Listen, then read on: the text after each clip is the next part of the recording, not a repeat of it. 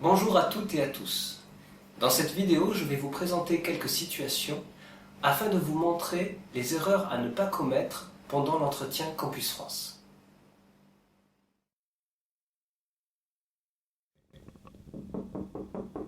Entrez.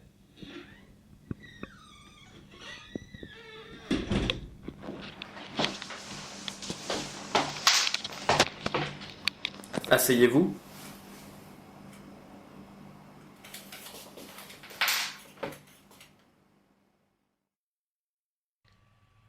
Arrêtons-nous un instant sur cette entrée afin d'en étudier les erreurs. Tout d'abord, Léo n'a pas salué l'examinateur en entrant. Ensuite, il n'a pas retiré son chapeau, ce qui est très impoli lorsqu'on entre chez quelqu'un en France. Léo s'est ensuite assis sans attendre qu'on l'y invite. Enfin, les vêtements de Léo, trop décontractés, risquent de donner une mauvaise impression à l'examinateur. L'entrée est une phase très importante de l'entretien, car elle donne une première impression, bonne ou mauvaise, à l'examinateur. Il faut donc veiller à dire bonjour en arrivant et remercier en partant, attendre l'invitation de l'examinateur avant de s'asseoir. Vous entendrez par exemple « Veuillez vous asseoir »,« Asseyez-vous s'il vous plaît »,« Prenez cette chaise ». Il faut sourire, mais pas de manière excessive. Et enfin, porter des vêtements identiques à ceux que vous porteriez pour un entretien d'embauche.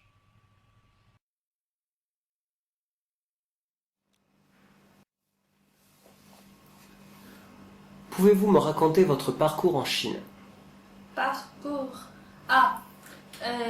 2006, j'ai étudié dans 高中，怎么说 Lycée. Lycée.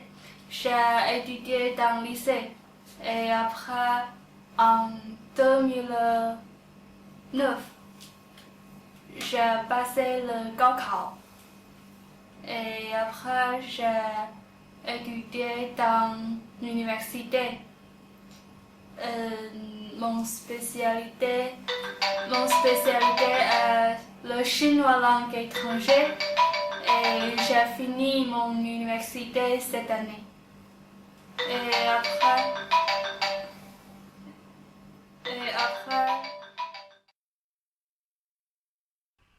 La première erreur de Lily est bien entendu de ne pas avoir éteint son portable avant l'entretien.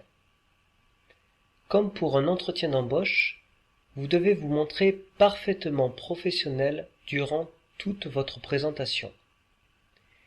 Il ne faut donc surtout pas que vous cachiez votre visage dans vos mains ni derrière vos cheveux. Lorsque vous réfléchissez à votre réponse, ne regardez pas vers le plafond, la porte ou la fenêtre. Essayez d'avoir une vision globale de votre interlocuteur et de garder les yeux dans ce champ de vision. Ne sollicitez pas votre interlocuteur dans votre langue maternelle, même si vous savez qu'il la comprend. Si vous ne connaissez pas un mot, essayez de le remplacer par un autre ou de développer votre phrase. Enfin, ne répétez pas la question de votre interlocuteur pour la retrouver dans votre mémoire. Cela pourrait donner l'impression que vous avez appris une liste de questions et de réponses et que vous ne faites donc que réciter. Il faut donc porter des vêtements formels, ni sexy, ni décontractés. Veillez à éteindre son portable et ne pas même laisser le vibreur qui pourrait également vous déranger. Regardez son interlocuteur en face avec une vision globale de son visage. Parlez uniquement en français et ne pas hésiter à faire des périphrases lorsqu'on ne connaît pas le terme exact. Et bien que l'entretien doive être préparé, il ne faut surtout pas réciter lorsque l'on répond aux questions de l'examinateur.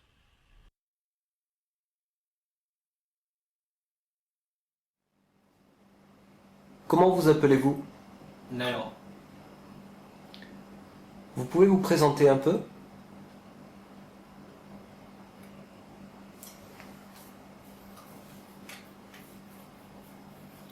Tu peux répéter?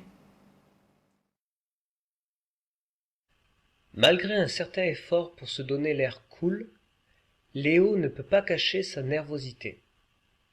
Il regarde un peu partout et se gratte lorsqu'il ne comprend pas la question. De plus, son attitude risque de créer un malaise. Il ne sourit pas, ou seulement lorsque le stress le gagne. Il répond par des phrases très courtes et laisse le silence s'installer entre lui et son interlocuteur. Enfin, il tutoie l'examinateur lorsqu'il n'a pas compris la question et ne semble pas s'en soucier. Si vous tutoyez votre interlocuteur pendant l'entretien, à cause du stress, ce n'est pas grave, mais il faut montrer que vous savez que vous avez fait une erreur en vous excusant et en reformulant votre phrase. Par exemple, tu peux... pardon. Vous pouvez répéter s'il vous plaît?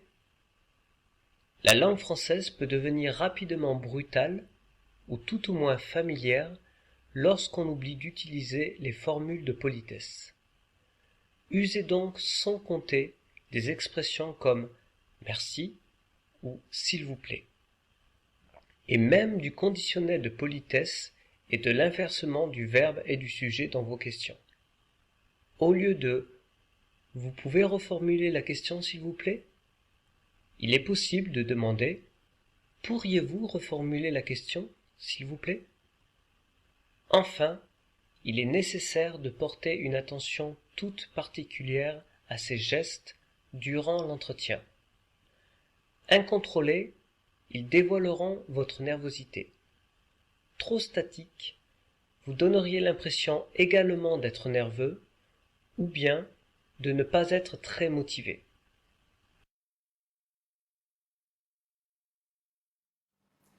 Où allez-vous étudier en France? À Bordeaux, Où se trouve Bordeaux? à côté de Paris. Pourquoi avez-vous choisi la France? C'est un pays romantique. Qu'est-ce que vous pensez des Français? Ils sont très gentils. Une des erreurs gestuelles les plus courantes est certainement le jeu avec les cheveux ou la barbe. Très schématiquement, les filles auront tendance à jouer avec leurs cheveux et les garçons à se gratter la barbe si elle n'est pas rasée. Dans cette situation, Lily ne sait pas où se situe Bordeaux. Et, ce qui est plus grave, elle semble avoir une image idéalisée de la France, avec des Français gentils et romantiques. Les Français ne sont pas plus ni moins gentils que les habitants des autres pays. En déclarant que les Français sont gentils, vous risqueriez de passer pour une personne naïve qui ne sait pas vraiment où elle va et qui ne connaît pas les risques, vols, arnaques, etc. d'un tel séjour. Soyez objectif. Optez plutôt pour une phrase telle que « La plupart des Français que je connais sont très gentils, mais je sais également que je ne peux pas faire confiance en n'importe qui quand je serai en France. » Ensuite, il est indispensable que vous connaissiez sur le bout des doigts la situation géographique de la ville où vous allez étudier. Bien sûr, Lily joue. Elle sait parfaitement que Bordeaux se trouve dans le sud-ouest de la France, très loin de Paris donc, dans la région Aquitaine. Enfin, comme je l'ai déjà dit dans la vidéo numéro 2, consacrée à la conceptualisation du projet, vous n'allez pas en France parce que c'est un pays romantique, mais parce que vous avez un projet professionnel qui nécessite des études dans ce pays. Sauf pour les spécialistes de l'art du XIXe siècle, le mot « romantique » que les examinateurs entendent à longueur de journée est donc à bannir de votre présentation. Ayez pitié de leurs nerfs et soyez réalistes. Étudier à l'étranger est difficile et demande pragmatisme et détermination. Dans la prochaine vidéo, je vous proposerai une simulation avec les questions incontournables de l'entretien Campus France. Retrouvez toutes mes vidéos sur mon Weibo André-S et si vous voulez des conseils gratuits ou la liste complète des questions incontournables de l'entretien Campus France, vous pouvez m'envoyer un message sur Weibo ou un email au 18172717667@qq.com. À bientôt.